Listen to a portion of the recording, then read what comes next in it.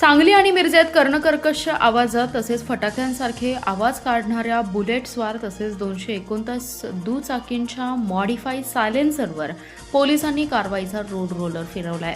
यावेळी सर्व सायलेन्सर जप्त करून ते भंगारात काढलेत। मोठमोठे आवाज काढून त्रास देणाऱ्या दुचाकीस्वारांवर यापुढेही कठोर कारवाई करणार असून अल्पवयीन मुलांना दुचाकी देणाऱ्या पालकांवरही कारवाई करणार असल्याचा इशारा यावेळी पोलीस अधीक्षक तुषार दोशी यांनी दिलाय। सांगलीसह मिरजेत गेल्या काही दिवसांपासून बुलेट किंवा इतर दुचाकी वाहनांचे सायलेन्सर बदलून कर्णकर्कश आवाज काढणाऱ्यांचं प्रमाण वाढलं होतं। फटाके फोडल्यासारखे आवाज काढून सुसाट वेगाने दुचाकी पळवणाऱ्या बेदरकार दुचाकी स्वारांमुळे ज्येष्ठ नागरिक, रुग्ण, लहान मुले तसेच रस्त्यावरून जाणाऱ्या इतर वाहनधारकांना त्रास सहन करावा लागत होता। त्यामुळे सांगली वाहतूक नियंत्रण शाखेचे निरीक्षक अजय सिनकर, विश्रामबाग ठाण्याचे निरीक्षक सुधीर भालेराव, मिरज वाहतूक नियंत्रण शाखेचे सहाय्यक निरीक्षक रणजित तिप्पे यांच्या नेतृत्वाखाली पोलिसांनी दिनांक 3 ऑगस्टपासून ही विशेष मोहीम राबवली। या मोहिमेत सांगली मिरजेत मॉडिफाय केलेले 229 सायलेन्सर जप्त केलेत।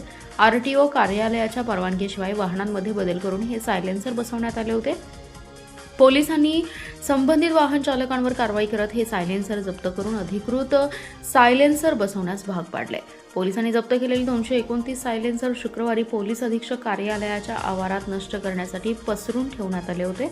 अधीक्षक तुषार दोशी, अपर अधीक्षक कल्पना वारोकर, उपअधीक्षक अजय कोकाटे, निरीक्षक सिंदकर, भालेराव, सहाय्यक निरीक्षक तिप्पे आदींच्या उपस्थितीत या सायलेन्सरवर बुलडोझर फिरवून ते निकामी करण्यात आले। कंपनीच्या अधिकृत सायलेन्सरशिवाय बेकायदेशीर बदल करून सायलेन्सर बसवल्यास यापुढेही तीव्र कारवाई करण्याचा इशारा यावेळी पोलिसांनी दिलाय। आज येथे सांगली ट्रॅफिक विभाग, मिरज ट्रॅफिक विभाग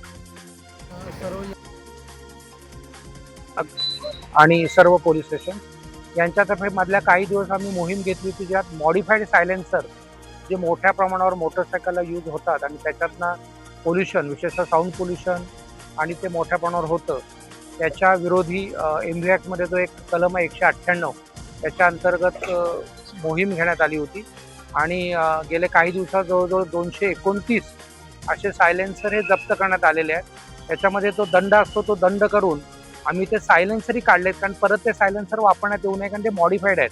त्याच्यामुळे ते सायलेन्सर काढण्यात आलेले आहेत आणि ते सायलेन्सर काढून आता त्याचं डिस्ट्रॉय करण्याकरता आज रोजी एक मोहीम हाती घेतली होती आणि एकूण 229 असे सायलेन्सर आत्तापर्यंत आम्ही जे जप्त केले होते ते मॉडिफाईड सायलेन्सर डिस्ट्रॉय केलेले आहेत। ही मोहीम अशीच चालू राहणार आहे, फक्त मधल्या काळात जोरात चालू केली होती।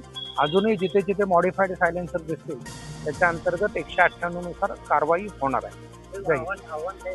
याच्यामध्ये मी आव्हान हेच करीन की एकतर मोटार व्हेकलचं सर्व नियमांचं पालन करा आणि जर तुम्ही मॉडिफाईड सायलेन्सर वापरता तर त्याच्यामुळे मोठ्या प्रमाणावर नागरिकांना साऊंड पोल्युशनचा त्रास होतो, पोल्युशन होतं। तर त्याच्यामुळे हे आव्हान करण्यात येते या नियमाने की एक मुख्य म्हणजे सायलेन्सर मॉडिफाईड करू नये, जी गाडी तशी म्हणजे आलेली आहे विकत तसंच वापरावं। इतर सर्व जे मोटार व्हेकल मधले नियम आहेत ते पाळावेत, कारण याच्यामध्ये ॲक्सिडेंटचं प्रमाण आपल्या जिल्ह्यामध्ये खूप मोठं आहे। त्यामुळे सर्वांनी हेल्मेट घालावेत आणि इतर सर्व नियमांचं पालन करावं असं आव्हान आहे। जय हिंद, जय महाराष्ट्र।